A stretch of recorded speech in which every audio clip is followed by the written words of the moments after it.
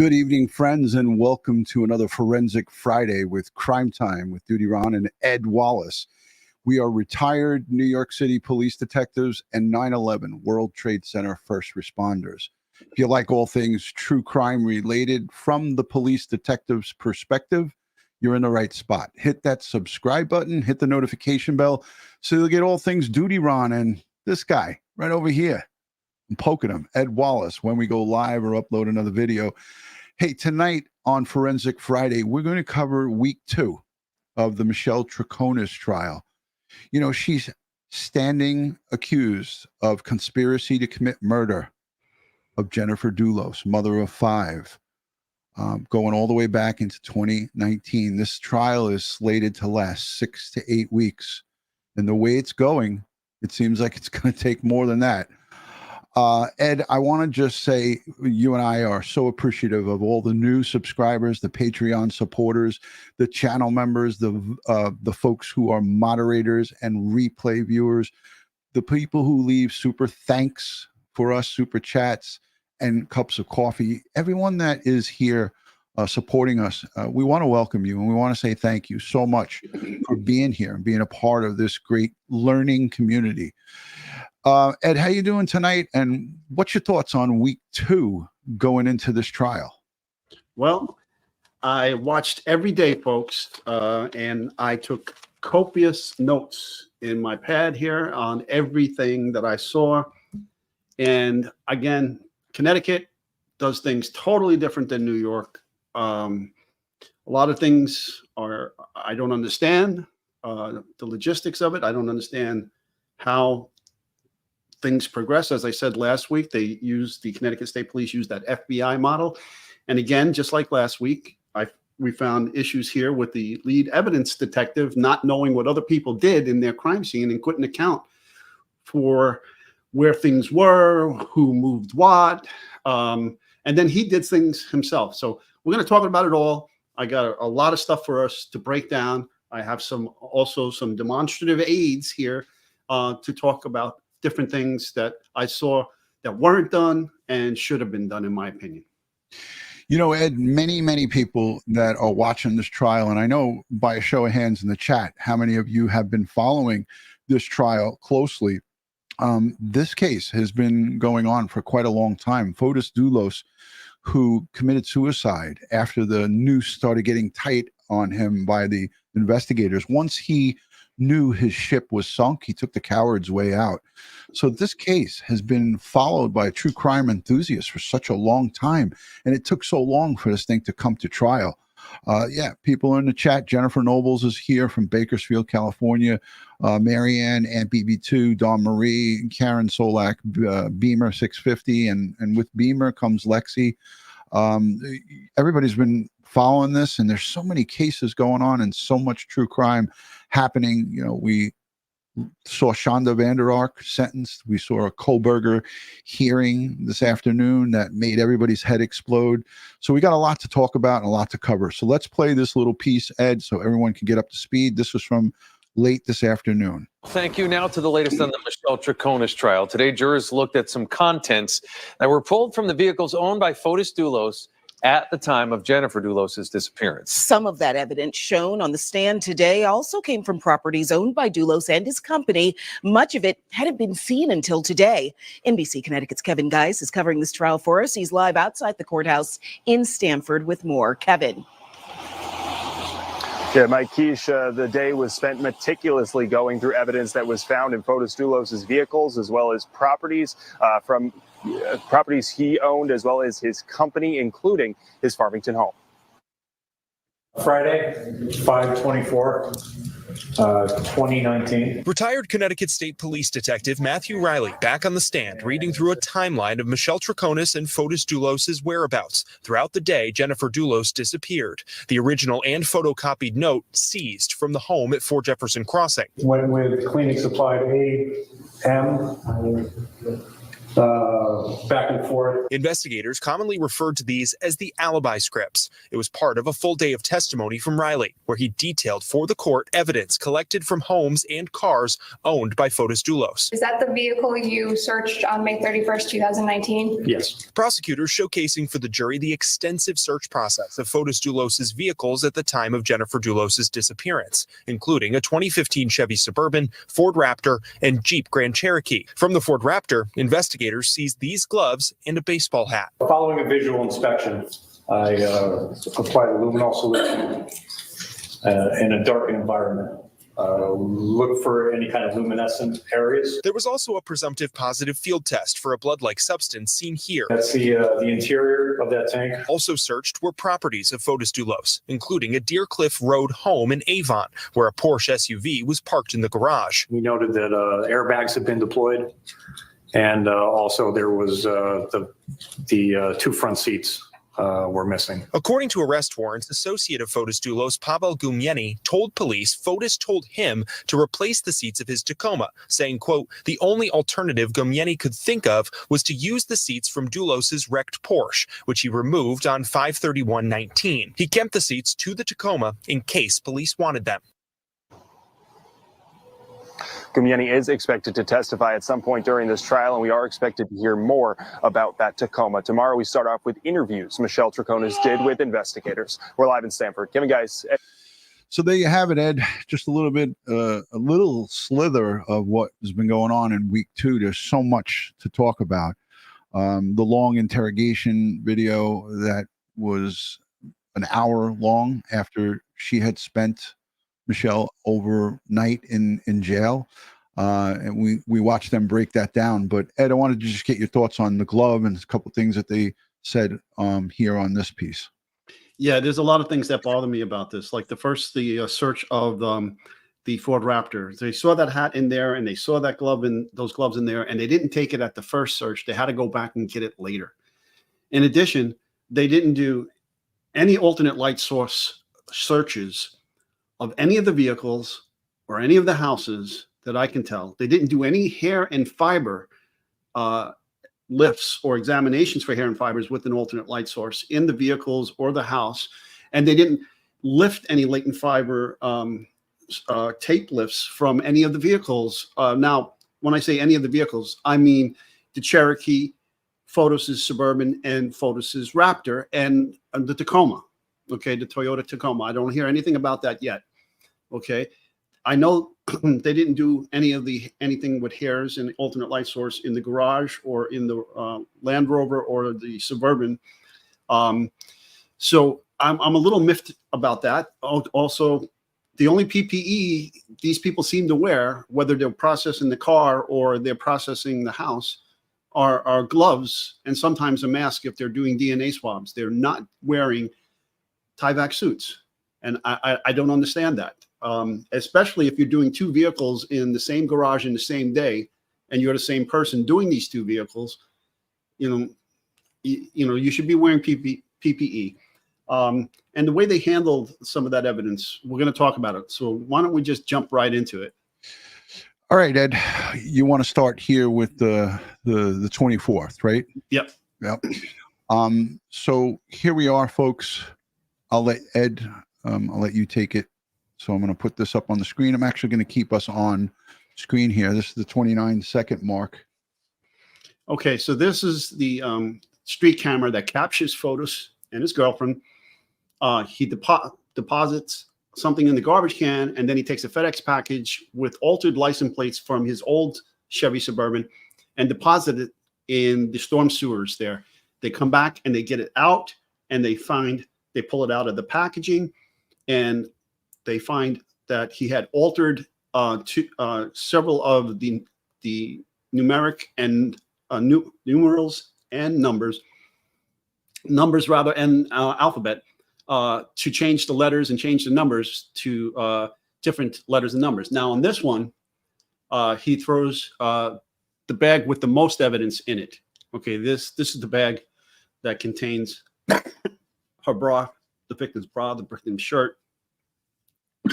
So let's move on to the next things. Now, again, the FedEx package envelope was recovered, and it was never, I heard nothing of it being processed for DNA, for fingerprints. Yeah, we saw him throw it in there, but you want that evidence too. Okay. Heard nothing of it. And that's another thing, folks. Me as a crime scene investigator here in New York, when we collect evidence, we do a request for lab analysis form, and we tell the lab analyst, here's the evidence, and this is what I want processed. This is what I want. This is the analysis I want performed. These are the exams I want performed on this evidence. Nowhere in this testimony does the crime scene investigator who collected this evidence, who's responsible for this evidence, ever speaks about what he sent it to the lab for. Yeah. And in addition, there are pieces of evidence that he later would testify, oh, it has a defect in it, such as the front of the victim's shirt that was cut up the middle. There's a hole in the top of it now. We're going to get to it in a minute. Hold on right there, Ron. And then he knows, well, was that hole there before or after? Is that, and then when you look at the before photo, there is no hole there. So that hole seems to have been made by the laboratory, maybe conducting a test, but we don't know. Okay. So right here, we see a photo. You see the brown craft paper that's put on the ground, right? So this is a photo of the evidence that was taken out of that garbage. Okay. And it contained a lot of materials. And this is the victim's bra, and it's cut up the front, and there's a whole lot of blood here. Now, there's no other defects in here. I wanted to ask you before you go any further, so everyone can see, on the left where my cursor is this where the cuts are, right here? Yes, yes. Here? And I'm not sure if you could see it over here, but it essentially is, there's cuts. And this brownish stain that we're looking at, people are asking in the chat. It's blood, reddish brown stain. It's presumed to be blood because we haven't heard any tests or DNA coming back from that. I guess that's coming from the lab in next week's testimony. But the shirt is cut that way as well. Now, if I collected this, I want the blood worked up. I want the DNA profile obtained. I want to search for foreign DNA. I want microscopic examinations of where it's cut to see if they can determine was it cut by a scissor, was it cut by a razor, or was it cut by a knife? Because there was a razor recovered. And we know in the one garbage where the homeless gentleman opened up the garbage and found a bloody pillow, there was a folding knife in there with the pillow. He took that knife, he sold it to another street guy. Connecticut State Police tracked that guy down, who said he sold it to somebody else. So they know there was a knife there. It was a folding knife that was larger than a steak knife, but smaller than a hunting knife. And how they knew this is that they were cross-examined. Cross-examination was done by the defense, but also the prosecutor said to the detectives, did you in fact find this homeless person who went through the garbage? And they said yes. Actually, the first person to find it was a news reporter. Right, who in turn notified the authorities. I didn't want to say it, Ed, but I knew it. But yeah, thanks for keeping it real. Curious Kiwi says, #Ed, why would he have to remove her clothing? He didn't remove it. He cut it off of her. I think. Or used a knife. I think he dismembered her. There's no reason, if you're going to bury a body, to leave all the clothes intact and just bury the body, right? If you're going to dispose of it, you're going to sink her in the water. Why go through all this time and effort? And look at the amount of blood. Okay. But you think a guy like Fotis Dulos, a millionaire, would now start dismembering? There's people that would talk that he might have hired someone to do this for him, but like this is a clean hands kind of guy. But I'm not saying that it's not impossible. Let's get into this then, because when we go to further evidence, I'll show you some stuff that I suggest that he did it. But before we do that, I want to let everybody know in the chat, we appreciate all the support. And I want to go to some of the people who sent super chats and became channel members before you keep going, Ed. Wendy Kraft became a YouTube member. Thank you, Wendy. Jeff, our good friend in Wyoming, said, slam that like button. Hi, Ed and Ron. Hello, Jeff and your better half. Good to see you. Linda Vergata, thank you for becoming a YouTube member. Linda, welcome to the memberships. Michelle H says, sends in $5 to Ed and I, and says, thank you, DutyRon family, for gifting me a membership. Well, welcome to the family. Sherry Davis, look at this, Ed. She gifted 5 memberships while we were giving the presentation. Thank you. Look at Ed with his rubber gloves on. Oh, I'm getting into it. Carolina Belrose became a YouTube member. Welcome to the club. Thank you for being here. Hey guys, let us know where you're watching, city, state. We'd like to just look in the chat and see where you guys are watching from, and thank you for being here. So Ed, we're looking at Jennifer Dulos, a bra and shirt, which is cut. You were stating that we were going to get into it. You got your gloves on, so I'm going to let you take the stage. Keep going. Go to the next frame. Okay, so that is 14:49. Oh, you wanted it to play till 3:04, so I'm going to keep playing it. Okay. No sound. Yep, no sound. Okay, so she's showing the bra to the jury and so forth. So this is the district attorney, one of the DAs, one of the assistant district attorneys that's presenting the case. Now you can see clearly. Let me put that back so for the folks, because they could see it clearly where it's cut. And basically, she's just showing this to the jury, right, Ed? So Yeah. Okay.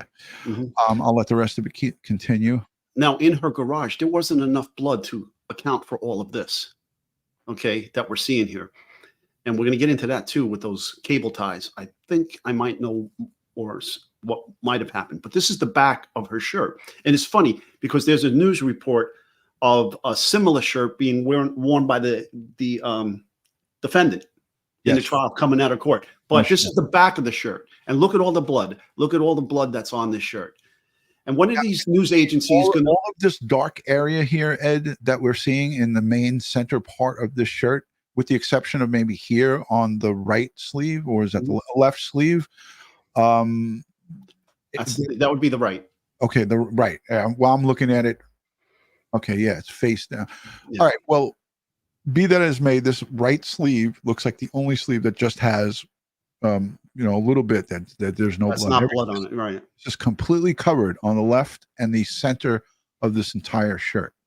Yeah, and one of these news agencies is going to learn that sticking these stupid banners in their clips of covering up all the stuff you want people to see. But anyhow, let's move on.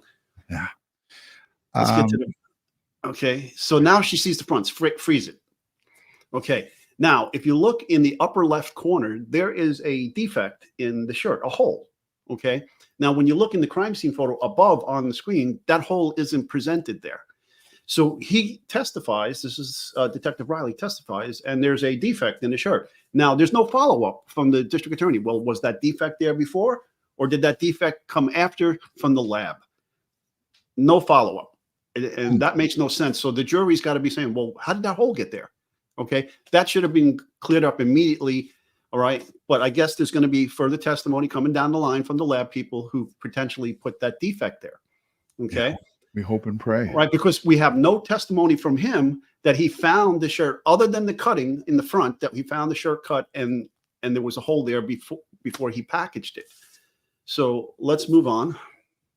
Witnesses. I'm getting to it. 49. Okay. Now let's get to those. Okay. Go back to that. Okay, so we got these blood-soaked cable ties. I'm going to go full screen with this. They're calling them zip ties. Now, if he killed her outright in her garage, why would he need zip ties? I'm thinking maybe, just maybe, he didn't kill her. He knocked her out. All right, he beat her and knocked her out. And then zip tied her, gagged her, threw her in the back of the Suburban and took her to where the Suburban was found and transferred her to another vehicle. Secondary location. Yeah. Yeah. So because some of these cables are full of blood and several of them are cut. So why would you cut it? Yeah. Unless you maybe dismembered the body and you didn't need the cable ties anymore. And remember, folks, we saw here in week 2 the search of, I'm getting ahead of this ourselves, the septic and the cesspool. I believe what they called it, they referred to it as a septic system in Connecticut. So there was people who were prior to week 2 talking about, hey, how come they didn't search the septic? Well, Ed, we saw that they did that. Well, they looked in it. Did they empty it? Did they send a remote operated vehicle down into the water? Did they drain it? Did they suck it out? Did they call a septic team to come out. There was no mention of how detailed they got, and I'm No. sorry for getting ahead of myself. Because No, but it's a good point. I would have called for a clean septic removal truck to come out and pump that thing out, and then go back and then slowly drain this stuff and see what was coming out. Yeah. Then check the truck, and then check the bottom of an empty septic system. Because when they showed the shot, the overhead shot, which we'll show later, it looked like there was actually a ladder to climb down in there on the opening, looking down. So Yeah. I show of hands in the chat. Who saw that? It looked like a makeshift kind of metal like ladder system. It's not it's not makeshift. It's designed for that septic system. Yeah, And you definitely wouldn't go down there without supplied air, because the septic systems are filled with toxic gases, hydrogen sulfide and carbon monoxide from the breakdown of the materials. So that's very dangerous. But anyhow, let's move on. Okay, so a little bit more with the zip ties. He was talking about this one didn't have any stains on it. The shirt was in a black plastic bag that was knotted together and slightly torn open. All of this came out of that one garbage can from the black bag there. So let's continue past that. Okay, let's look at this. Towel was in there, and you see how all the contents of that bag were laid out on this brown craft paper. Okay, and it's a bloody towel. Okay, and there's information on that towel. So that towel should have been worked up for hairs and fibers, for DNA, for the blood as well, and then the make and model, and there should have. And when they searched these houses, there's a tag right there at the bottom right corner. Do they have matching towels like this in their houses?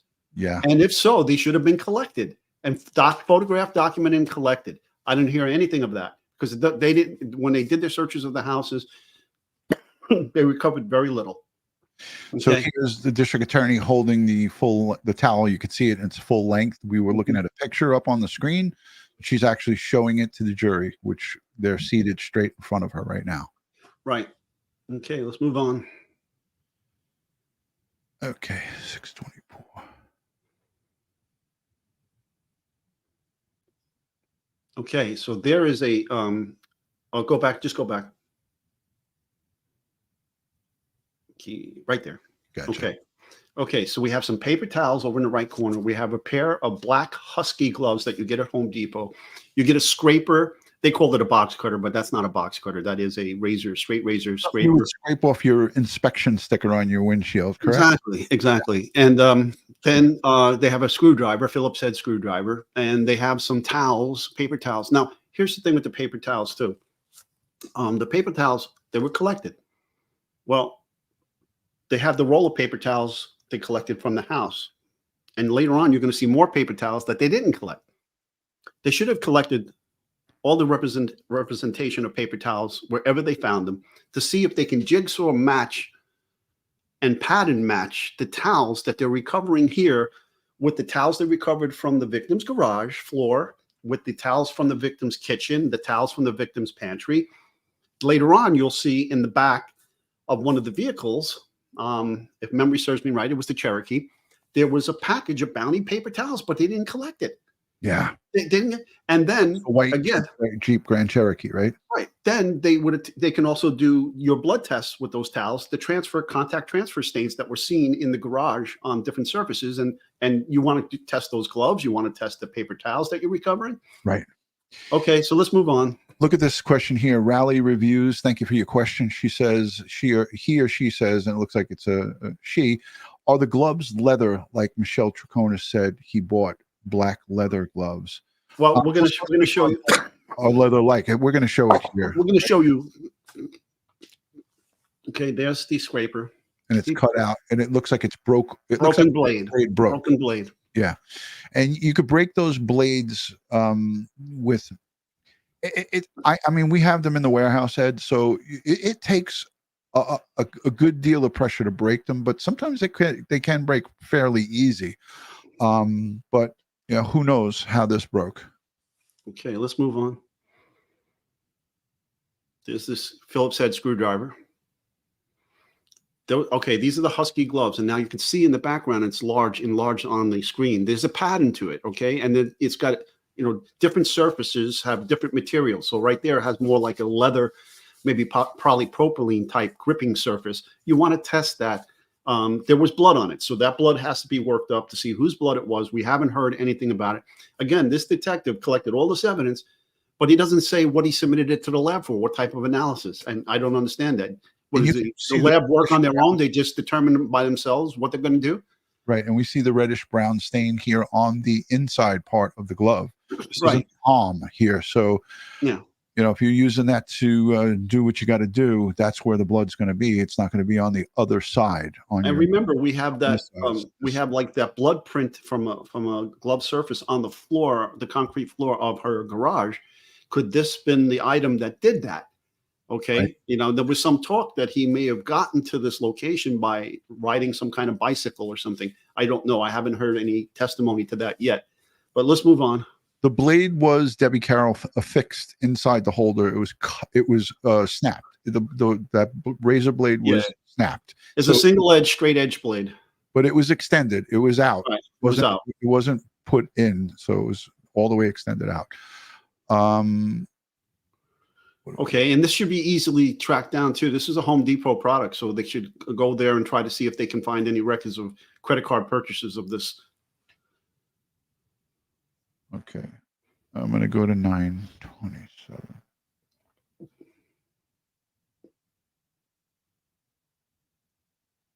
Okay, now, does anybody ever see the movie with Christian Bale, American Psycho? If you do, then you remember the one scene where he comes out in a clear plastic poncho. Yeah. Now, in that bag were 2 clear plastic ponchos filled with blood. Okay. Why would they need 2? Well, maybe 2 people were participating, but look at all the blood that's on this poncho. Okay. Could this have been worn to protect him when he was dismembering his estranged wife? Jennifer Troconis. Okay.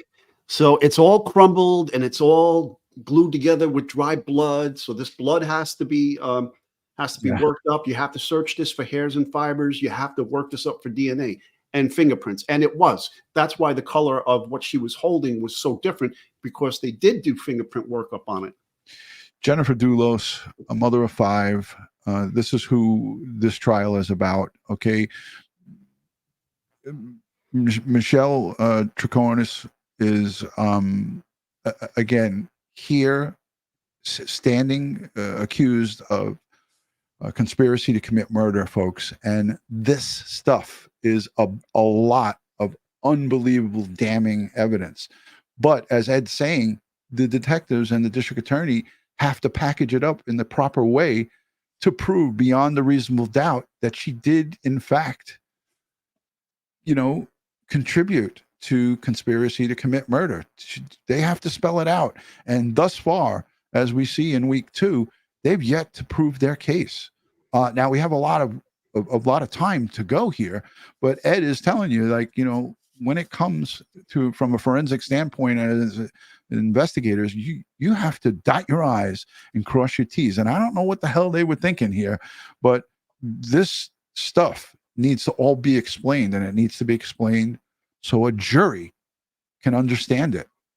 Mm-hmm. What do you got up on the screen? Well, Darlene asks, how long does the store hold these records of purchases? Well, if it was done with a credit card, it's going to be held there for a while, because I'm a frequent flyer at Home Depot and Lowe's, and so I know how returns operate there. But it's not just that. If it's a credit card, the credit card company will have that information if this was purchased through them. But it has to be tracked down. Then we can figure out when he purchased this. Okay. This stuff drives me crazy, Ed, when we see sloppy detective work, and especially in the, like here, this is close to us. This is within driving distance to us. We can get in a car and drive here. This is the tri-state area. You would think that these guys are dotting their I's, and especially the Connecticut State Crime Lab. They really went full tilt with this. Once they were called onto the scene, they took this over. Surprising to me. Let's move on. Mm-hmm. There's a little bit more here. Let me just see. Hold on. To 10-12. So there's 2 ponchos. There's one that's worked up. It's all different colored now. That's because of the fingerprints work that was done on it. Now, the best method for fingerprints from plastic like this would be metal particle deposition, vacuum deposition. That's the best. Now, this is a broken either broom or mop handle. Okay. Yeah, I believe they refer to it as a mop handle. But right. So then you want to go. You want to work this up for fingerprints, DNA, and the like. Any blood on it as well. Okay. All right. Now we have all these plastic bags. Now they collected plastic bags at our victim's house. They collected plastic bags at the suspect's house, but they never did any analysis to any of them. Okay. They should be trying to see if these bags are the kind that tear off because they're connected. Stop right there. Stop. Okay. You want to check to see if they are connected, and you have to separate them yourself. And if so, then you can try to do a jigsaw match to see if these bags are from the same roll of bags. In addition, if they're not that kind of bag, then you can do an elemental analysis of the bag. You can look at it under a microscope, determine how many layers there of plastic are there, what types of plastic are there, the thickness of the plastic, and then see if they're consistent with the bags here recovered from the garbage, with the bags they recovered from those two locations. Okay. But what I found out during testimony yesterday was they didn't test any of this stuff. They didn't test the cardboard box and the bags for fingerprints, DNA, or anything. why? Okay? Now, I don't understand. I get it. It came from the stuff that came from the suspect's house. Okay, if their fingerprints and DNA on it doesn't really mean much. But what about the bags in her house, the victim's house? Okay, if his DNA and fingerprints are on that cardboard box that containing the bags, well, how do you explain that? Okay, Right. Yeah. so it just seems like there's a lot of gaps here and things that should have been done. Now, this is a sponge that contained also a blood-like substance, as they like to say. So yes, it is frustrating. Let's move on. You know, and the crazy part about this is that this is not a trial that's looking to slam dunk Fotis Dulos. It's all about our defendant here, and Michelle Troconis. When you look at this stuff, and they're not really saying that any of this comes back to her, other than they have to show that she was helping him or with him as he discarded these items. And we know that she was with him. We saw her in the vehicle. She just stated, oh, I didn't know what he was doing. And another thing I wanted to point out, ladies and gentlemen in the chat, how many of you here feel, and this is my own personal feeling, I feel that the prosecutor today or this week showed that our defendant, Michelle Troconis, was being less than honest about her English language acknowledgement, and that she needed to have an interpreter. Now, I know that they want to dot their I's and cross their T's and have an interpreter there, so she can't say I didn't understand it. But they showed in court that she had full knowledge. She had good command of the King's English. She spoke it. She understood it. She was not interviewed and interrogated with a Spanish interpreter there, and her attorney was in that interview and interrogation room with her, letting her be questioned, interviewed and interrogated in English, folks. So she's not only playing dumb, but they just were able to show the jury that she is less than honest, because she sat there for over an hour. They played the full interviews with her. Well, she changed her story a couple times already. They got it from separate interviews. So she's changed her story from the alibis that we'll see in a short period of time. Yeah. So let's move on here. All right, 1330. What are we going to be looking at next? Because you already know, Ed. Okay, hit it.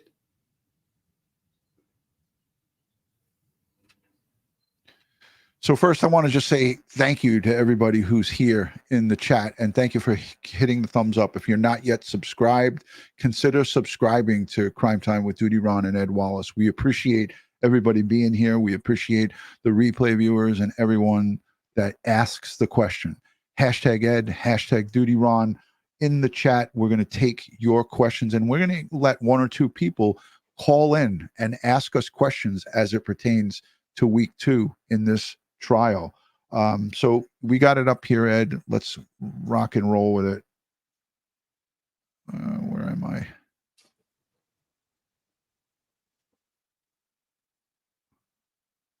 Okay, there I am. I got it. I got it now, Ed. I think I skipped over a part, though. All right, get it. Hold on. Did I skip over? No, I didn't. All right, here we go. So what are we looking at here, Ed? Okay, so this is the trash bag from the garbage can at Albany and Gardner. Now, of interest is that white T-shirt with blood-like stains on it. Okay, so again, that gets worked up. It's got to be worked up for hairs and fibers. It's got to be worked up for DNA, the blood. Also, there's a label there, and again, you should the size and the make of that shirt. When they search these houses, they should have looked for Fotis' T-shirts to see if he owns identical T-shirts. Because normally when you buy T-shirts, you don't buy one; it comes in a pack. If you go to Costco, you get a pack of 8 or 10 or whatever it is, right? You get a bunch of them. So to see if they can say, okay, he's got the similar T-shirt in his house. That wasn't done here. Yeah. Somebody just asked, and I highlighted it.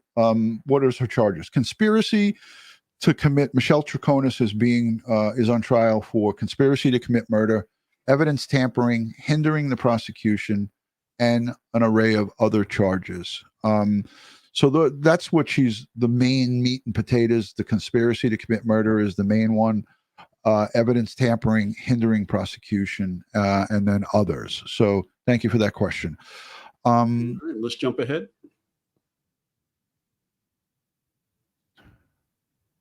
You wanted this to play until 56. Let's see. That's all right. You can just jump ahead. It's just going to zoom in on it. Okay, that was the mop in the bottom. Okay, let's leave this up. Okay, so here are all those black plastic bags to your left. That black plastic bag knotted there is what contains the bra and the shirt. There are the husky gloves. There, to your right in the front is the one of the ponchos. The other ponchos in the back. Okay, you have these 2 towels over here to the right. They're crumpled up by the black glove.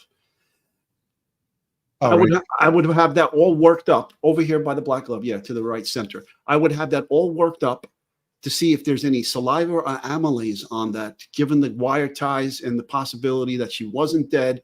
Maybe they shoved that in her mouth.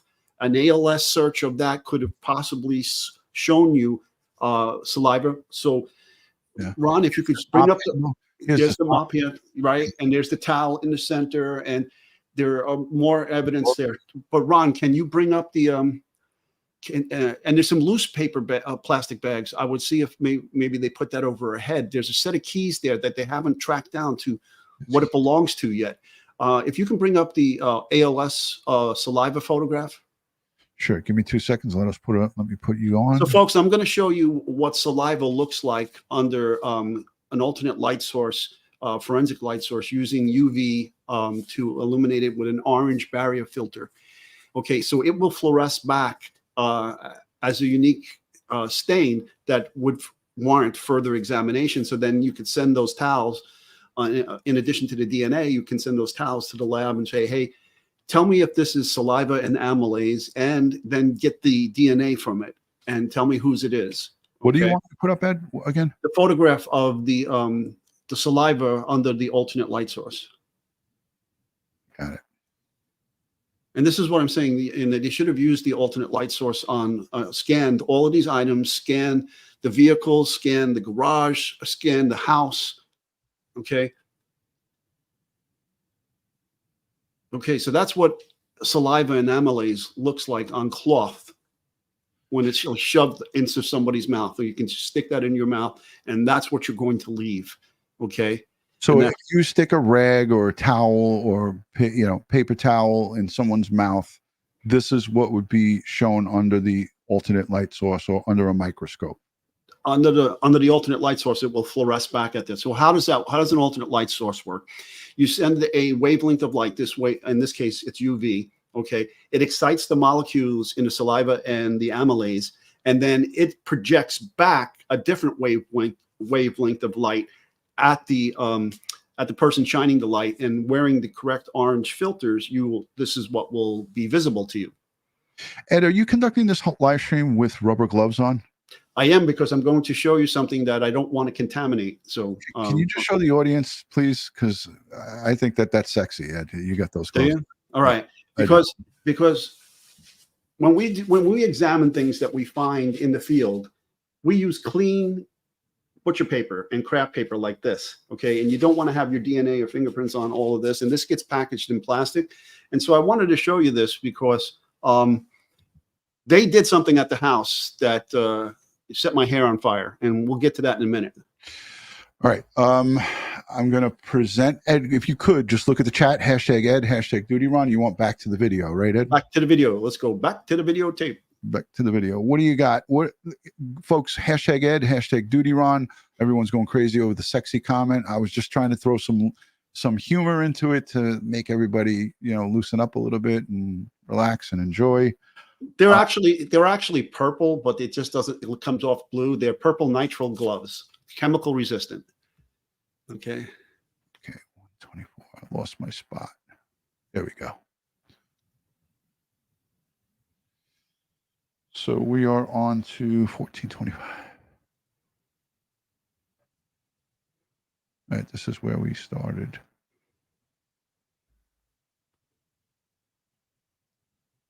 I'm a one-man show here, guys. Here we go. Okay, let's keep going through that. 1528.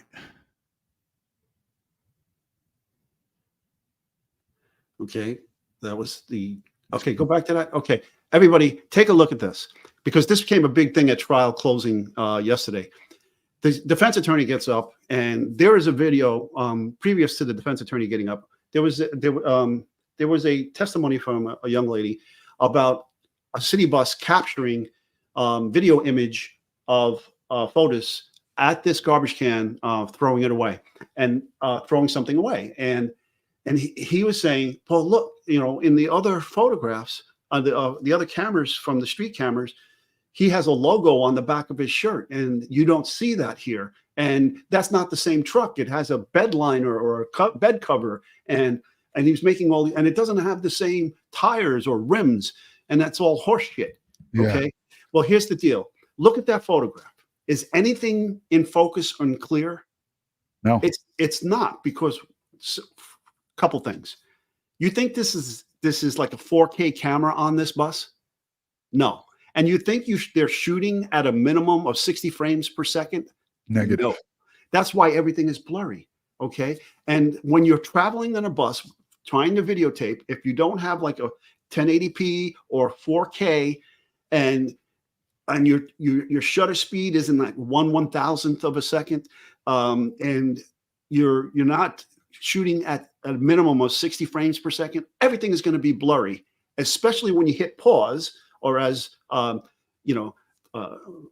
joke was the French word for stop, pause. Okay. So everything is going to be blurry when you hit pause and you take a screenshot of it. You're not going to see that there is in fact a logo there. But when you and especially when you slow it down too, because it's not the quality image that a professional would have done. And when you drive slowly by the truck and you look in the bed, you realize there is nothing blocking the window. It is the same truck. There is no cover to the bed. And you could just barely make out there's some kind of black thing in between his shoulder blades. And so the defense attorney tried to say it wasn't the same person, when in reality it was the same person. He's wearing the Adidas hat. Okay, he's got the white shirt on.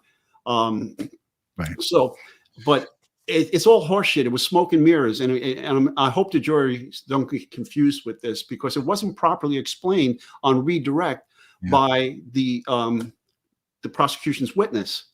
Okay, yeah, it's just like quite a bit in this trial. Right. There's not been a lot of back and forth, which I wanted to see and wanted to hear. Fuzzy Doxy says, I feel like I could conduct a crime scene better than some police due to Ed Wallace and the education. Glow with the fire, glow with the flow says DutyRon, hashtag DutyRon. But what is the smoking gun for Michelle? There is no smoking gun as of yet that I could see.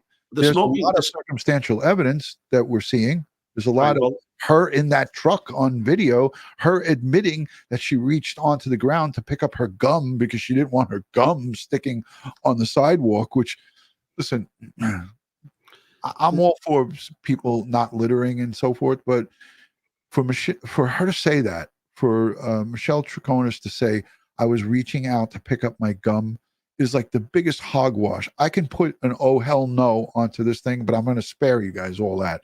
But really, come on. The only thing they got on her, she's in that truck at the time that he's running around doing this, and her statements right now, I haven't seen any forensic evidence or DNA linking her to anything yet. Okay. But there's also these written notes that they made, and she admits in testimony that some of it is her handwriting, but we'll get to that in a minute. Let's go. All right, we're going to the next day on the 25th. So we're moving right along here. Again, while he's getting it, it's like taking a still photo camera, and that's the thing too. It was funny because the prosecutor kept saying picture, and the judge kept correcting her and saying photo. There's a difference between a picture and a photo. Okay, but anyhow, so when you want to stop motion with a camera, a still camera, you have to have the highest shutter speed to stop the motion so it's not blurry.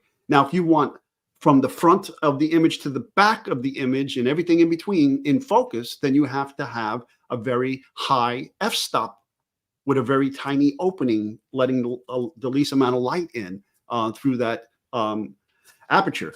Okay, and all of these things are connected. Okay. Okay. Is there anything before this? On this in particular is just the interview.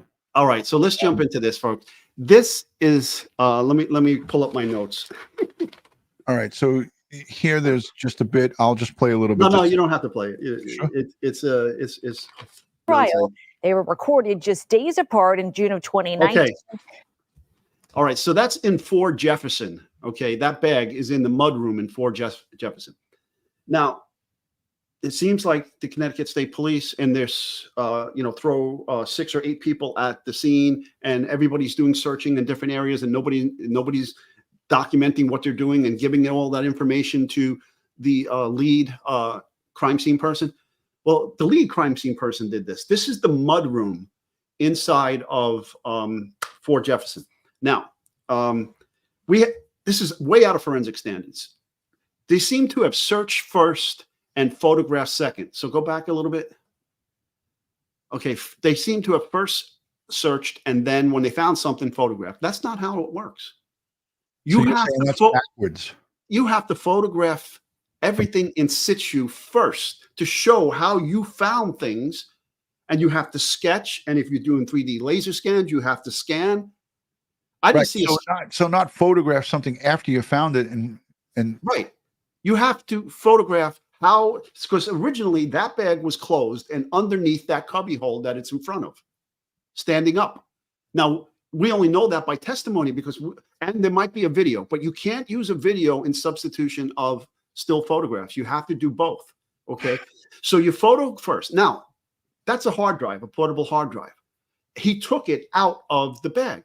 Well, again, another no-no. You're supposed to photograph it in the bag so you can show where it's coming from. And then you take it out of the bag, and you wouldn't have put it on the bag. You would have laid the brown paper down on the floor or another area, create a clean work surface as they did with the materials from the garbage cans, and place it there and photograph it. Okay. Now let's go on to the next one. Now, I don't even know if that hard drive was examined. I don't even know what's on there. Okay, so the handwritten timelines, her alibi, so to speak, and that makes me and Ed. Before you go into the forensics and stuff on this, I have to say this for my friends in the chat and our friends, Ed, in the chat. How many people think this is like beyond bizarre? Like, why would on the day of Jennifer Dulos's disappearance, would you start writing out a chronological timeline of everything you did on that day, unless you felt that some shit was ready to hit the fan? So I know that the jury is looking at this and is saying to themselves, what reasonable human being wakes up when they're having an affair with a married man, and the married man's wife now all of a sudden is vanished off the face of the earth after she drops her kids off at school, and now starts writing a novel of taking showers. I took a shower with Fotis. I sent a text message here. Like, really? I mean, hold on a second. I got to do it, Ed. I'm sorry. Oh, hell no. I mean, was that warranted there? I think so. All right. So, folks, getting back to this. Wait, he Ed, took the papers out without photographing them inside of the bag first, right? He took them out without photographing where they came from. And did he put this down on the ground to make a clean work surface, to put these papers, which are photocopies, by the way, which I want a fingerprint, I want a DNA, and he's putting it down on the tile floor, okay? And now this came from a copy machine. Well, they should have searched for the copy machine and seized the copy machine. Why? Because the copy machine, in the way it operates and how it prints, each copy machine is unique. And when it pulls the paper in, it's going to leave on these papers tool marks of the mechanical devices used to feed the paper through the machine. Okay. And normally you can't see that with your naked eye, but if you take a flashlight and you take a piece of paper that came through the copy machine and obliquely light the side, you may see the indentations in the paper from the mechanical workings of the copy machine. Yeah. Okay. And then you can link by the ink used to create the paper, the document there, to say, okay, this copy machine did this. But in addition, some of these copy machines have memories and hard drives on them, and they capture metadata, date and time that it was done. Okay. Now, if this was in Fotis's office, if this in his construction office in that house, they should have seized that copy machine and the paper in, so you can compare the paper. Is it the same paper? Yes. Then it came from, is it possible this is the copy machine? And they tested all of that. Did they do that? No. In addition, he took all three of those papers and he put them in one envelope together. You don't do that. Each paper gets its own envelope, and each paper gets sandwiched between two pieces of clean cardboard to protect those tool marks or indented writing. Okay. Now the paper should have been searched for fingerprints, DNA, indented writing. Handwriting analysis should have been performed on it, because at this time we don't know who wrote this. Okay. So they should have been, she did in her interview say that she wrote parts of it, but she blamed the writing on Fotis. Okay. So you get exemplars of each of their handwriting, and you get a handwriting analysis like Sina Wang, our great friend, and you have her compare known samples of their writing to their. In addition, you try to find the pen that was used, okay, and you do ink analysis, all right? Now, later on, they find the original document in a 3-hole loose leaf binder type paper, okay, up in his office. But again, they didn't photograph where it came from. There's no sketches associated where any of the evidence collected, like that bag, and we don't know whose bag it is. Is it her bag? But later on, we'll find out through interview. But these are things that, like, it's just unforced errors. I don't understand why they did this. I don't know where the original document came from. The first photo I see of the document is it's laid out someplace. Yeah. Okay. So let's go on. Look at this. Glow with the flow says never move to Connecticut. I say this: never get killed in Connecticut. That's for sure. Ed, don't we have a demonstration about this? Didn't you send me a video that? Listen, well, about the indented writing. So the original one, if you put paper down like those 3 photocopies, and then you put another piece of paper over it and you wrote on that paper, well, the pressure of your pen or pencil is going to go through multiple layers of paper and leave that impression in the paper. So first of all, let's show them the photograph of 5 layers of paper with indented writing. Okay, give me 2 seconds because now I got to switch off. Okay, so while he's searching for that, I'm going to show you how you can see indented writing. Now, here's a page from my notebook that you really can't see, indented writing, but if I take my flashlight and obliquely light from the side, you begin to see the indented writing that's on that page. Okay. Now, here's the original writing on a page, and these are the developed indented writing on the subsequent pages underneath it, going down 5 pages. Okay. So we use a machine, and Ron is going to bring up that video, and we use a machine to bring this up. Don't ever take a pencil and put it on its side and try to etch it. Don't do that. You'll be messing with the paper. We do it in a way in the lab that preserves the original document and doesn't damage it at all. So let's bring that up, Ron. I'm on it, boss. I'm working You're the overtime. man, Ron. You're the man. I'm working overtime with you, Ed. And for those of you here in the chat, if you love this type of educational video, consider subscribing and hitting the thumbs up. It's free to do both of those things. So we greatly appreciate that. Right, Ed? Amen. Yes. So we have a gentleman here who is going to give us a demonstration. You don't want any audio on with this? No, just run it. So this is the ESDA machine, okay, that helps us with documents, especially indented writing, and also the tool marks that I showed you on it. It uses vacuum and electricity, positive and negative electrical flows. We take the original document, we put it down on the device, all right? We turn the device on, then we hinge this clear plastic over it, and it sucks it down, and the vacuum sucks the plastic into those indented areas. Then is it like a suck and seal, Ed? No, it doesn't seal, but you'll see. Okay. And then he's going to take a Corona wand and come over the top of it and create negative on one side, negative on the bottom side, positive charges to the film and the document. Okay.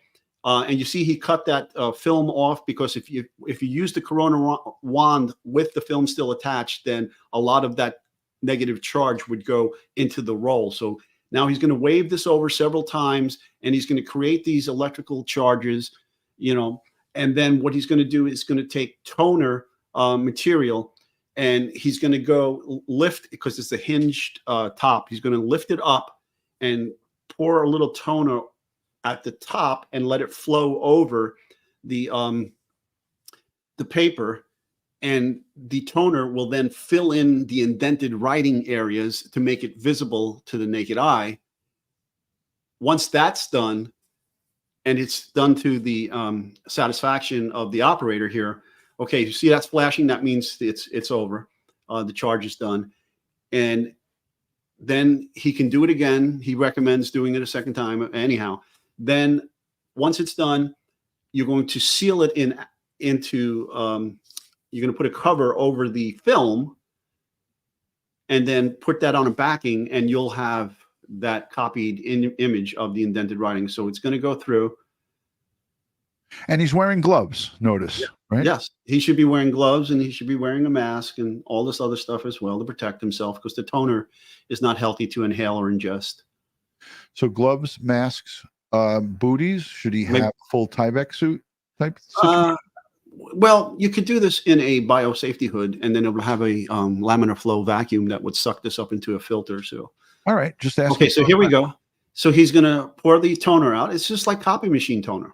Okay. And you see it starts to fill in to the indented writing. And it's being captured on the back end over there. And then he can re-pour that back into the canister that it came from and reuse it again, because it's not getting cross-contaminated with somebody's DNA. Okay. So that's what he's doing right there. Okay. Now he may do it again. Now you see he didn't do it directly on the paper, and you don't want to do that, because you see where that line is at the top, because then you'd end up getting that line on the paper, and you don't want that. Okay. So he did it again. All right. He clears it off. He's now going to get the cover for it. He's talking about the line. All right.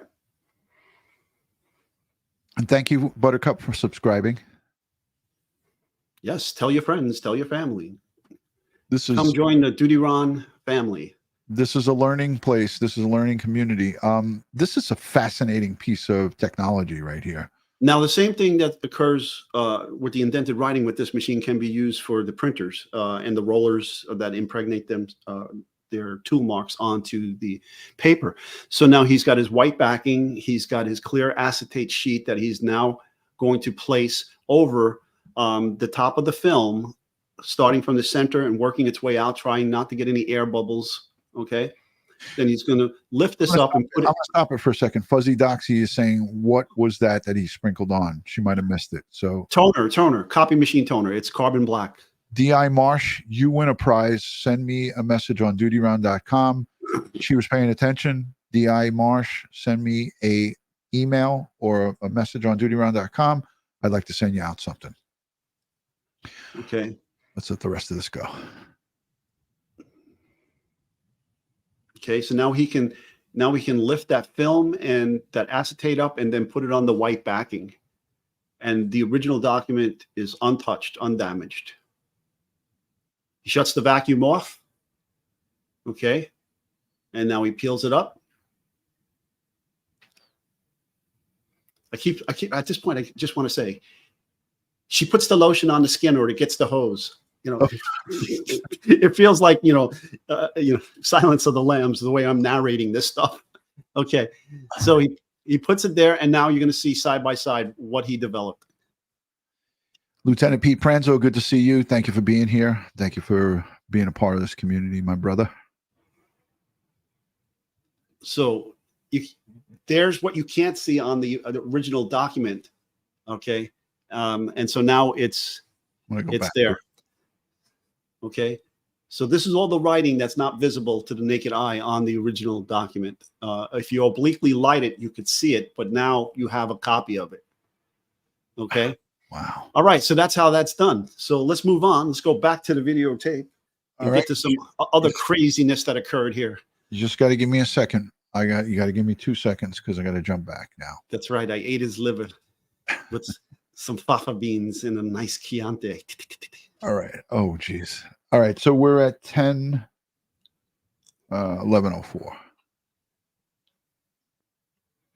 I think that this is important. Let's put this up. Now, vehicles processed. Yeah. Now, all of these vehicles were processed, but no hair and fibers were done. No alternate light sources were done. Now, forget about Jennifer Dulos's vehicles, but concentrate on the vehicles that photos had access to. All right. None of that was done. Okay.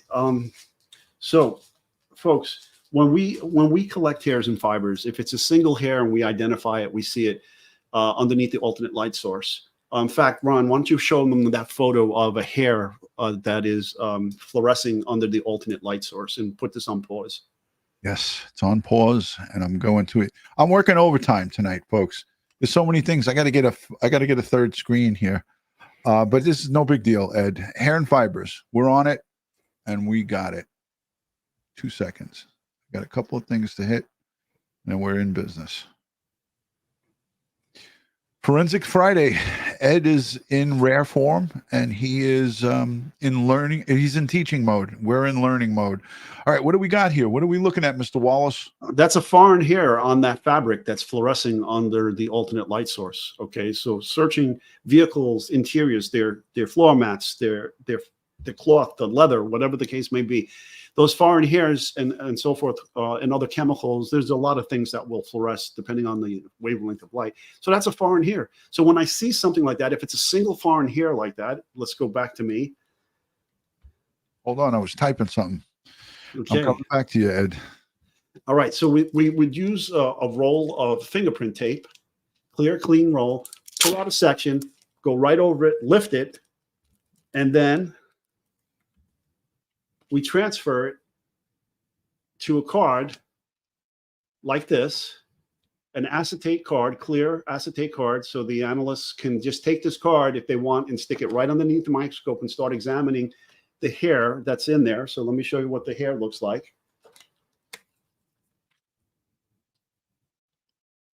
All right. Let me try black background.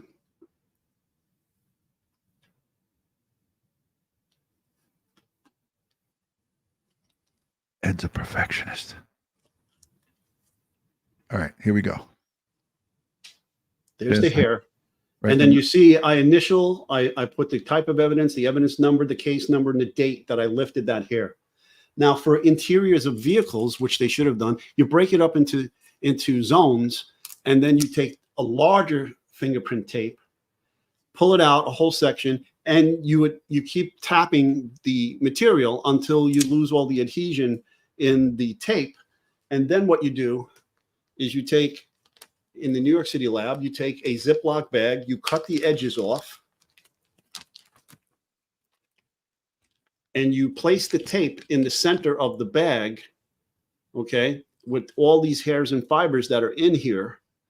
Okay, now in addition, and then you take the bag and you seal this up, and then you tape around the edges and put it into a second bag that's labeled, and then you get that to the lab. Now we can do all kinds of analysis on hair. We can do drugs. We can do bleaching or any kind of chemicals that are in the hair. We can do DNA. Could you remind the audience how many crime scenes you've processed over your professional career in the NYPD? 2,700. That's it? That's it. And I've processed crime scenes in multiple countries and on multiple continents. And expert testimony off and on the job? Okay, let me get that information for you. 3,678. What? Are you out of your mind? Yes. Not enough time in my career to have done that. Okay. So I testified. Boost you up, Ed. I'm trying to boost you up. Okay. 398 trials I've been declared a forensic expert in as of April of 2017. Fascinating. And here is the image that you asked me to pull up so everybody can see it. I can make this full screen and actually go back and bring it up close, right in your face. Okay, so let's get back to the videotape. We're going right back to it. Give me 2 seconds. Hey, how am I doing, everybody in the chat? People saying, you're doing a good job. I'm trying the best that I can. Ed is overloading me. And I told Mrs. DutyRon tonight, I said, Ed's pushing me hard tonight. He's really trying to get maximum bang for his buck, which is good. You don't want 2 seconds. You want 2 steps, right? Give me 2 steps. Give me 2 steps. Okay, we don't want to get a copyright strike for that. All right. So here we go with the vehicle processing. So they never did any ALS in any of these vehicles. They never did any hair and fiber tappings in any of these vehicles. I mean, because wouldn't it have been great to get our victim's hair in one of these vehicles? Home run, right? In addition, you got the mitochondrial DNA, you got SNP DNA. It's all there. So let's go here and let's go to the back of the car. All right. So this is his Suburban. Now they did a luminol on the back of this car, but okay, I'm going to get a little crazy again now. Okay, we'll go back to that picture, that cargo area. Yeah. Okay. Hold on. Oh. There we go. There you go. Now, son of a bitch shit. Hold on. When I go back to stop it, just let me let it go. All right, and then I'll stop. All right. Well, everybody caught that little quick. Let's let it run, and then we'll get to it. Well, there's a picture with the cargo area up. Now, again, is this search first, photo second? But this was the first photo of the cargo area. Did they find it this way? I'm not sure. And it doesn't make a hill of beans sense to me. I don't understand it. So let's go to the next photo. Now, all these vehicles seem to have WeatherTech car liners in them. Okay. So there's a car liner in there, WeatherTech. It gets seized, but you see that little bluish glow off to the left? That's a positive result for luminol. Okay. And now this is Detective Riley giving his testimony, right? He's right. Back. Yeah. Defense attorney calls it voodoo science or junk science or all that. It's not junk science. It's a search tool. Okay, yes, other things can hit on it, but that's why you then do a secondary test, which he did here. He does a Kastle-Meyer test on it, and it came back presumptively positive for blood. Then he swabbed it. He took the whole mat and packaged it and sent it to the lab for further workup. Okay, great. No hairs and fibers done on it. Okay. let's get to the next. Let's keep going because there's a picture here of this mat that drives me nuts. Now, when that mat was photographed without the luminol, there is nothing that is on top of that mat at the time they took that photograph. Now look at this. There should have been paper all around that mat on the floor. That mat should not be sitting on the floor of this garage. So and it's partially on the paper and partially on the concrete. Right. And what is all this other stuff that's on the mat now? That shouldn't be there. Ice scraper in the bottom. No, not that, the paper. I'm talking about on the black mat. Yeah, here. Yeah. These cables, these white things, this bag should not be on this mat. Yeah, that's the net that goes in the back so all of your cargo doesn't go all over the place. If you have groceries, it goes across the back. Because I've had one of these in one of my SUVs. It attaches on both sides of the... For your groceries and stuff to keep it from... But it shouldn't be there. It shouldn't be there. It wasn't on the mat in the back of the car. It shouldn't be there now. This is the WeatherTech branding right here. This is not anything extra. And this looks like freaking rope. Again, where's the paper protecting the bottom of that mat? Those other items, the white cable, those two white stickers, the other black netting should not be on there. Should be on a separate piece of paper someplace else. This is shame. This is a shame. They packaged that up and they sent it to the lab.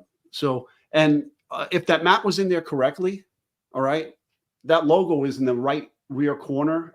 If we can go back to the video.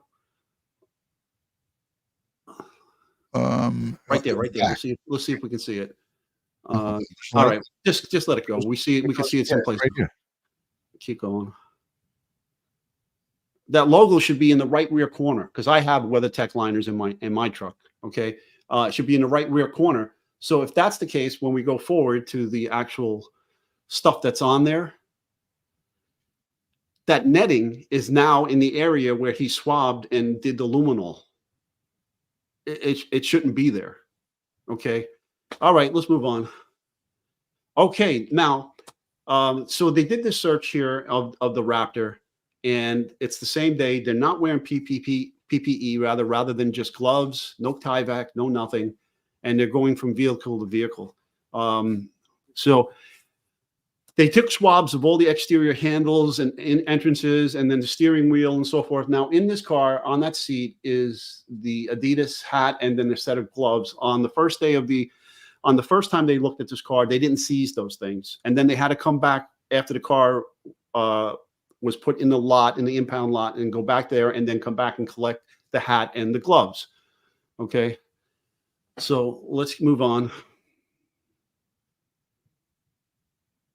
Okay, the Jeep Cherokee. Look, folks, there's a package of paper towels there, and they didn't seize it. They didn't take it and send it to the lab and say, if we can match any of these paper towels to the paper towels we recovered from from the garbage can, from the victim's garage. But Ed, why wouldn't they take the whole entire contents of this vehicle? Everything there could be. I don't know what was written on the warrant, but I would have taken the towels. Okay, but I would have taken everything, and then you could just say, "Oh well, we don't." Well, you try not. It's crime scene work is not like a shotgun effect. You try to be probative. You look at things and you do testing.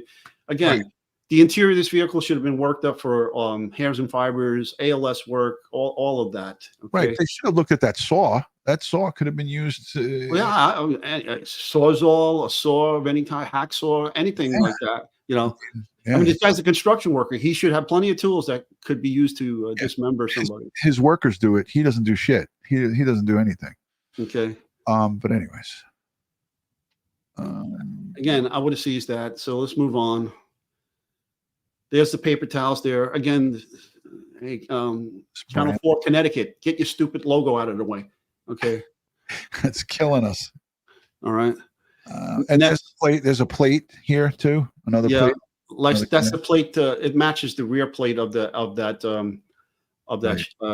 Jeep Cherokee. They just didn't put the front plate on. Okay, let's go past this guy.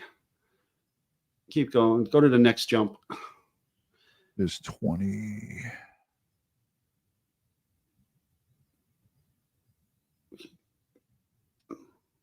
Okay, we established this already, and they seized that garbage can that he touched and had it worked up for DNA. We haven't heard any results yet. What's the next number? 2009. I got you. Give me a second. Oh, here's the homeless guy, folks, and you're going to see him pull the bloody pillow out. This is the guy that gets the pillow, and the here it is. Look at this bloody pillow he's pulling out of that bag, and it's all full of blood. And he got the knife out of there too. And this was part of the ruse in the 1 hour interview and interrogation, where they confirmed that they told Jennifer, they told Michelle Troconis that was Jennifer Dulos's pillow that was missing from in her house. They did not recover that pillow, correct? No, the contents of this garbage can was picked up by sanitation and then brought to a landfill. I don't know if they attempted to search the landfill or what. I don't know, but it was never recovered. And the knife changed hand from this guy to another guy and to a third guy, and that's all been corroborated. And the knife is in the wind. It's just amazing to see this, and thank God for traffic cams, right? Yeah. These things come in really handy, especially in higher crime areas. They have them all over the place. This is Albany Avenue and Garden Street, 526, 2019 at 651-34. Let's go to the next one. What did you say? 2009 to 2034. That's it. On that one, what about there was something else I wanted to show. Oh, so anyhow, folks, they searched 3 houses that photos had access to. One of them contained his crashed up Porsche, where the seats were removed, and he told the guy to throw out the Tacoma seats, take the Porsche seats and put them in your Tacoma. I guess he jury rigged them into the Tacoma, because normally, the seat from a Porsche doesn't fit in the seat from a Toyota. But anyhow, but he kept those seats, and that information hasn't come up in trial yet. The whole Tacoma thing hasn't come up, and we don't know what was on there yet. But these houses that they searched, not one sink or tub trap was searched or seized. Okay, the trap, the trap underneath the sink to keep the gases from the sewer system from backing up into your house, they didn't seize any of them. They didn't look at any of them. Okay, in all of these houses that photos had access to, in case he dismembered his estranged wife in a bathtub someplace, or he washed his hands. Even in her house, they didn't seize the trap in the kitchen sink, even though they found blood there on the paper towels by the sink. They found blood on the faucet. They didn't seize the trap. Okay, and look in there for hairs and fibers, for blood, for skin cells. They didn't do that in any of these houses that he had access to.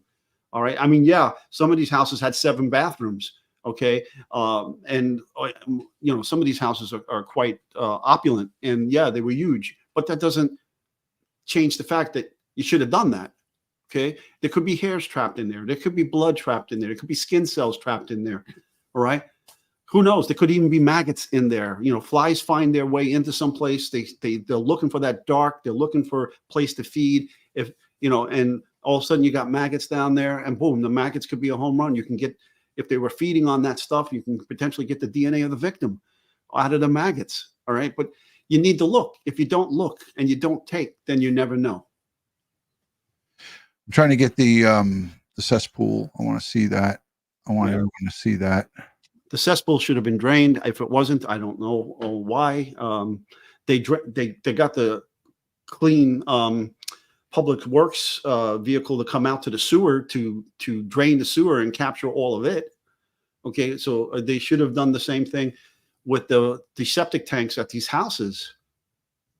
Yeah. So now I understand one of these things is like 15 feet deep. Okay. So I don't know if they did it. There was no testimony that they did it. So maybe it's coming. But you think if he's testifying to this, that he would have been the one that say, hey, let's pump this out and take a look and see what's down there. Right. And here's the ladder that they could have, if it was complete. And you could see there's water, sewerage right up almost to the top, not to the top, but you could see it's visible. Yeah, it would be tough for somebody to squeak past all of these pipes and meters that are there Right. And that round white thing is actually insulation. If you have body parts, though, Ed, if there are parts thrown in there, and not a full human, if you bagged them and weighed down the bags, it would sink right to the bottom and be at the bottom of this thing. So, if you stuck the vacuum pipe down there from the septic system company and started sucking these things up, things might get stuck, and then you'd be able to pull the stuff out. Yeah. I don't know what they did here. I don't know. The fumes, obviously, you'd have to be in, self-contained breathing apparatus if you went in there and so forth. Yeah, it's actually it would be supplied air. You'd be tethered to a airline because it's a confined space, and so you wouldn't be able to go down there with a self-contained breathing apparatus. Right. So it would be just oxygen from the outside pumped up. So,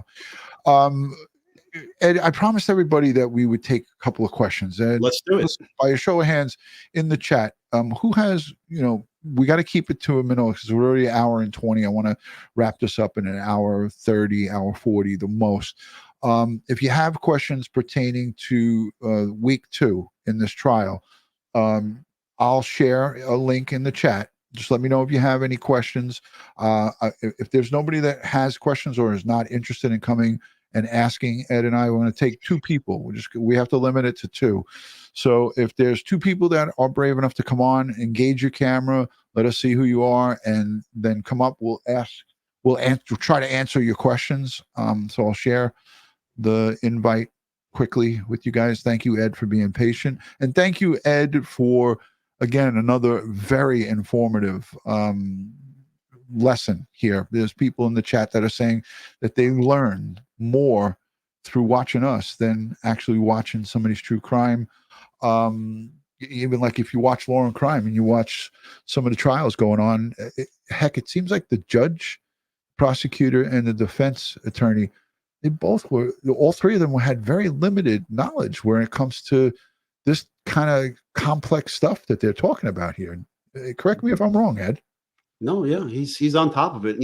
He sits there like this, very stoic, and he's there, got his hands folded, and he's taking everything in. And I love, when he speaks, he's to the point, and good judge. The judge he's got his law clerk looking into this information. But what I'm saying is that it seems like they're in gray areas all the time when it comes to this stuff. Well, yeah, because the defense attorney, I'm going to change his name to Springbutt. All right, because he can't keep seated because he's always jumping up to object to something or another, and then voir dire this and voir dire that. Right. Hey, Ron, while I got my gloves on, do you want me to do a little check? No, I already I had my annual check. If you want to do it in 2025, I'll be more than happy to let you do it in 2025. Okay. Detective John Kimball clears up the 30 stops. He was given information by investigators. Okay, so as everybody knows, these types of investigations are done by a team. It's not one detective. It's a team of detectives who are feeding information to each other, and it's all in the case file that's shared. He was questioned and asked about the 30 stops, whether that was part of the ruse. Now, detectives are allowed to, and in the state of Connecticut, they just ruled that they can't. It's unconstitutional. So shame on the state of Connecticut for doing that. But in New York and in a lot of states, you can tell people that you're interviewing and interrogating that you have more information than what you really have to get them to kind of fold on you.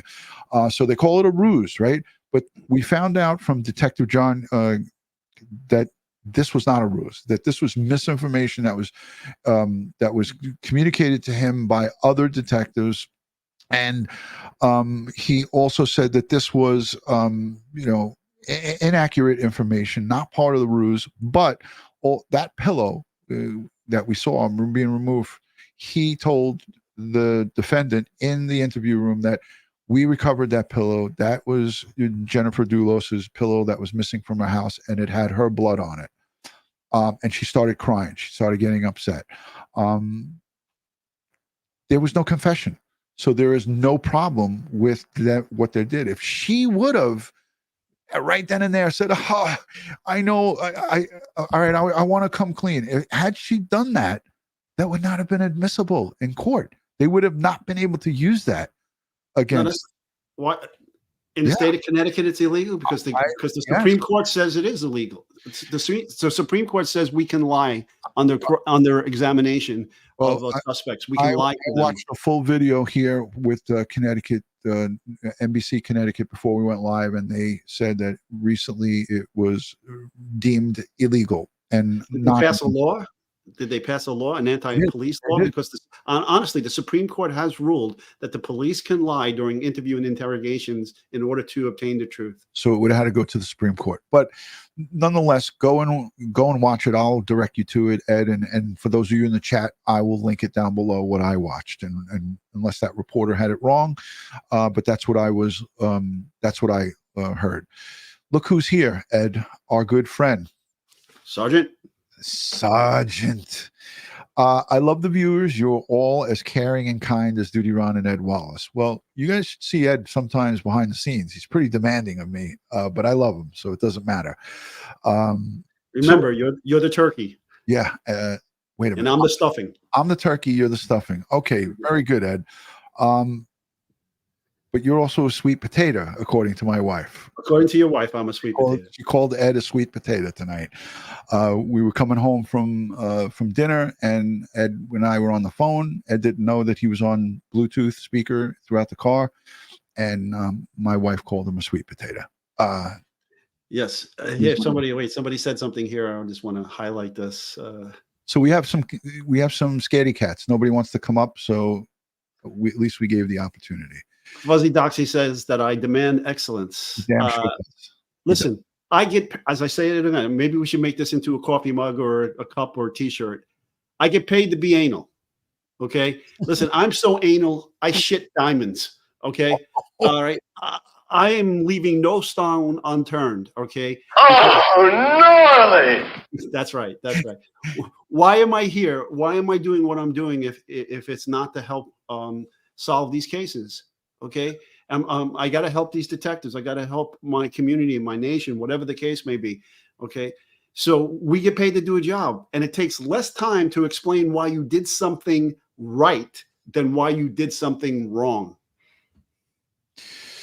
Amen, brother. And I'm all for that, because I would like to see our law enforcement across the nation and across the globe, for that matter, because you teach internationally, to have these forensic standards and have the right tools and know what they're doing. All right. Well, whoa, we got Ocean Girl 505. Thank God somebody wants to come in and ask a question. So as soon as she gives the thumbs up, I'll add her. We have room for one more person. So when you give the thumbs up, Ocean Girl, I'll add you in. And I haven't seen it yet. Ed, did you see it? Am I missing something? I just see the top of her hat. I see her hat on backwards. Ocean Girl, just a thumbs up real quick, and we'll add you. Ocean Girl 505. Okay, I'm just going to do it. Ed. Hi, Ocean Girl. Hey, guys, can you see me? I can. Yes. Okay. Super. Hi. I'm in the presence of greatness. I'm good. Okay, 505. You're in New Mexico? Yes, I am. Good call, because a lot of people don't catch that. Hey, I worked in the Fugitive Enforcement Division. I hunted evil throughout the United States. So guess what? Yeah. I know the area codes. Well, they don't call New Mexico the land of they call it the land of enchantment, but we call it the land of entrapment. They don't call it that for nothing, because you got lots of people to catch here. But I digress. All right, first of all, I appreciate both of you very much, and I just have to tell you, I'm Catholic. I have 2 cousins who are priests, and my sister is a nun. So I relate to you very well, and I hope it's okay I shared that. At any rate, my aunt is a nun. My aunt was a nun. Yeah. My uncle was a monk. See? And I went to the seminary for a short period of time. And you know what? My brother did too, Ed. And he went for 4 years of high school in a private boarding school / seminary. And he was one of the few on both sides of the family that didn't follow through. He got married like you. But at any rate, here we are. I wanted to have kids. I know. So did he. So did he. Yeah. And so, bless their hearts, they furthered the cause that way. So I do have a couple of questions here. Sure. Theoretically, if he had not committed suicide or died somehow, and he was standing trial, and let's say that both of them had a hung jury, is there any way that you could go in and clean us up in any way, shape, or form to help with the next trial? Or has all the damage been done? Well, first of all, we have double jeopardy here. So if he would have went through trial and been acquitted, there's no way to retry him on the state level. The feds. That's why I said. Hold on. That's why I said they were hung jury on both of them. But at any rate, on hung jury. We have a saying in the lab: shit in, shit out. If the evidence comes in, all messed up, we can't fix it in the lab. Right. So if it wasn't done right the first time, it's kind of hard to fix. Right. Okay? But yeah, thank you. Though I like the way you think. But if there was an acquittal, then potentially the feds could step in and do a civil rights violation type deal and try them on that way. Okay. But thank you for the question. Yes. You bet. And Ed, wait a may I minute. ask? Second, Ocean Girl, 1 second. Ed, look at this comment. #Ed. Do other law enforcement departments in the United States ever reach out to you for your help? Yes, I have been consulted on some major crime scene cases from around the country. Awesome. Ocean Well, Girl, that go was ahead. my next question. Okay. That was my next question. So God bless you both, and we appreciate you more. I appreciate you all more than I can put in words. So thank we love you. We appreciate you watching. We appreciate you supporting, and we know that you're subscribed because it says super fan of DutyRon and Ed. See there, and I pray for you all and your families. So you know. Thank you so God much. is good. You bet. Take care. Now your name is Ocean Girl, but you're in New Mexico. Are you waiting for the big earthquake to make New Mexico waterfront property? Wouldn't that be something? No, I'll tell you. My former husband is Native American, and his last name is Oceanlight. OCEANLIGHT.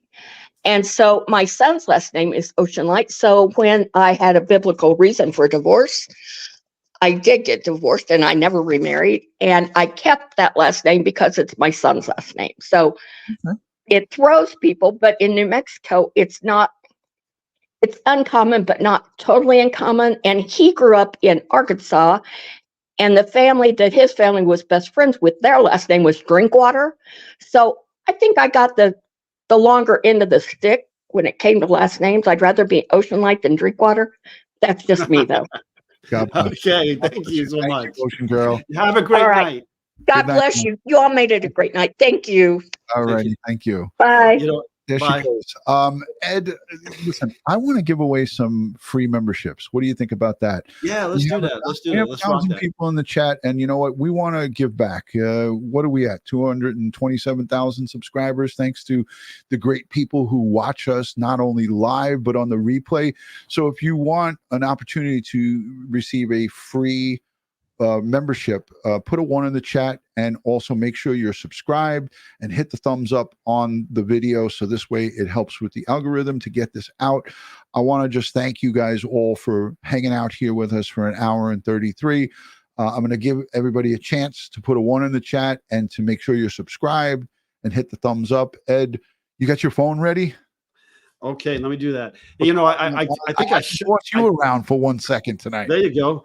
I think I shocked many people when I told them that I contemplated being a priest. You shocked me when you first told me that. I was like, what? I mean, what Italian mother doesn't want their son to be a priest, right? I mean, but you know, having been the prom king, I guess there was no going back. In fact, the queen told me when she found out about it, she says she was going to call me Father What a Waste. Oh, Ed, you are too much, Mr. Wallace. Spinning wheel sound. He just gave an order to his Google account to get the spinning wheel sound. I got it. You ready? No, I'm not ready. Hold on a second. I just heard it, Ed. Yeah, I hate it when that happens. You prematurely hit the button, Ed. Give me a second. I'm checking something, Ed. You know what I'm doing right now. Let's see. I want to look at the live. Of course, YouTube just says, you know what? This is not advertiser friendly. I always have to challenge these things. So it says this video may be limited because it is not advertiser friendly. I don't know. What did we speak about that was not advertiser friendly? We went over just forensics, Ed. We really didn't talk about We anything. taught a class. Just the facts, man. Just the Yes. facts. DI Marsh, thank you for gifting a membership. She's trying to like one up us right now, but we love you, DI Marsh. Thank you for gifting that membership out. All right, Ed, let's hit it.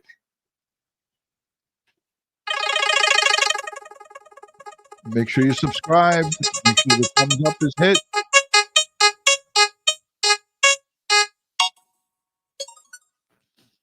Ta-da.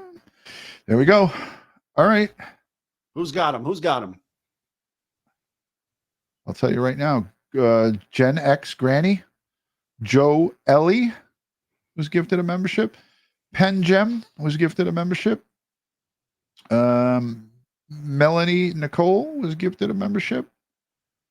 True Crime 007. No, that should they're already a member. Chrissy 71 gifted a membership. Welcome. Detective Wisdom was gifted a membership. Ed, Detective Wisdom. Nice. Wait, there's a couple more. Chloe 1201 was gifted a membership by Ed and DutyRon. KPM was gifted a membership. And Papa Smurf OG says YouTube is tripping. he's basing that on the limited advertising. All right, so congratulations to everyone who's a member. Let me just make sure we hit all the starred messages, Ed. So I'll go backwards. DutyRon and Ed gifted 10 memberships. That's 10 folks.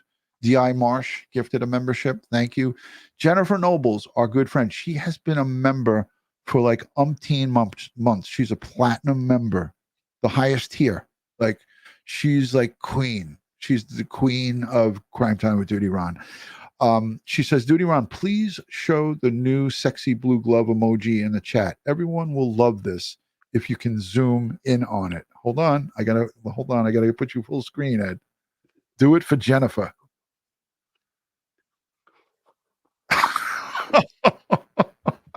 No, you didn't, Ed. You didn't. All right. Amazing Aunt sends in a $5 super sticker. She's awesome. She put us together with our computer crimes expert today. I had a phone call with him. So we now have a computer crimes expert, someone who's going to come on and talk when we need him to talk on computer crimes. He's a former NYPD detective. And he seems like a sharp dude. So Kim M2 sends in a super sticker, $2. Thank you, Kim. Pinchy. Bex. Oh, effins given. No F's given. Thank you for becoming a member. Buttercup sends in a $10 super sticker. That's you. That's Buttercup. Don't break my heart. Jeff sends in another $2 and said, #Ed. He needs a horseshit button. Ron, can we get one? Yeah, we'll get a horseshit button. Why not? Well, I am Mr. Ed with Oliver. Half Rudder sends in a $5 super sticker and super chat. Half Rudder has been around probably a good 3, maybe 4 years, maybe longer. Half Rudder, we appreciate you and we are thankful that you're here. So thank you for the super chat. Nora Vista Shoulda sends in $10. She said Trenton, New Jersey. Ed, Trenton, New Jersey. Yeah, I was there earlier this year teaching. Thank you for Trenton, New Jersey. Jamie, a member for 16 months. Thank you guys for teaching us from Seattle, Washington. Kayla, member for 14 months, says Florida here. Love you and Ed. Just don't chat a ton. She wants us to just shut the up. She wants us to shut the I said the F word. Uh-oh. All right. We're going to talk a little bit more. Carolina Belrose became a YouTube member. Okay, that's everybody. Yeah, we got it, Ed. All right, so this concludes another long hour and 40 minutes. I was right. I knew it was going to go an hour and 40, Ed. I did too. Yeah. We covered this week's trial. We covered all the forensic evidence that occurred. week You know, 2 in the books, week 3, who knows what's going to be coming up. Ed, I wanted to go to you for your thoughts on this trial. Where's the prosecution at? Where's the defense at? Is this a 50-50 battle at this point? Could this go any way? I'm sure everyone wants to hear your Well, thoughts. right now, the only thing they have on her are her inconsistencies in her statements. Okay. Like I said, I wish they would have been able to find some hair of hers in any of those plastic bags they recovered from the garbage that had all of that terrible evidence in it. You know, that all the blood and all that stuff. I mean, that would have been something she would have to explain. Well, could have been explained. Yes, it's cross contamination because she lives with photos. All right, but you know, let's see what else is coming down the line. I see another couple of weeks here I'm hoping they have more forensic evidence. I'm hoping they have something stronger than these things. We don't know the results of any of the workup on any of the evidence that was submitted to the lab. And again, it's like, you know, when I submit evidence to the lab, I fill out a lab request form telling the lab analyst, this is what I want done to each of the items of evidence. And I don't understand why we didn't get that from this guy. I mean, it's as if he has no say in what's going to happen to the evidence that he collects. I don't understand that, but hopefully they have something stronger than what I've seen thus far. Yeah, I agree, because really my only takeaway so far is that the district attorney showed the jury that Michelle Troconis is a little bit of a fibber. She doesn't need an interpreter for Spanish, and she's, you know, fully aware of and is able to comprehend the English language. That's what we learned. That's what I learned in week 2. We knew from the nanny saying that she communicated with her exclusively by the English language. So she was full of shit to begin with. But I think it's good to dot your I's and cross your T's so that she can't ever say, no, I didn't understand what was happening. So this is also a good thing that interpreter is there, because then now she can't pull that card. But for her to say that she needs that exclusively is just showing that she's being less than truthful. All right, guys and girls, on behalf of Crime Time with DutyRon and Ed Wallace, I want to wish you guys all a good evening and sending strength, prayers, and positive vibes to the folks in Connecticut, the district attorneys, the detectives, everyone that's tasked with prosecuting this case, and the families. You know, Jennifer Dulos, mother of 5, her mom, who is 88 years old. Now, this family's well off. You know, that's not, you can't even argue that. They're well off, but the grandmother is taking care of the kids. 5 kids, I believe the ages were from age 8 to 13 or something, but you know, now they're older. But she's tasked with taking care of these kids, and they have no mother and they have no father anymore, because the father took the coward's way out. So sending those folks, the victims and their family, is what we always try to highlight here, Ed, and I know you're on the same page with me on this. So we're thinking of them, and we're hoping that there is a little bit of justice for this victim here and the kids. So Ed, I know you always got something to say to the folks listening. All right. Thanks for sharing your time with us, your valuable time with us. Please, if you haven't already, subscribe. If you know anybody that's into true crime, send them our way. You know, spread the word about us, okay? To your friends, family, coworkers, your congregations, or whatever the case may be. And always stay safe, stay prepared, and watch your 6. Amen to that, brother. And thank you again for the replay viewers, the moderators, the super chatters, the super thanks, the cops, the cups of coffee, and everybody who supports us. Patreon, all of the folks, we love you, and we'll see you soon. Look for a members only live stream this weekend. And I'm also going to cover the Brian Kohlberger case, all the new stuff that came out. We're going to go over that this weekend. And hopefully Ed and I will give you the 411 on what's going on there. Peace and love from Crime Time with DutyRon and this guy right here, Ed Wallace. Good night.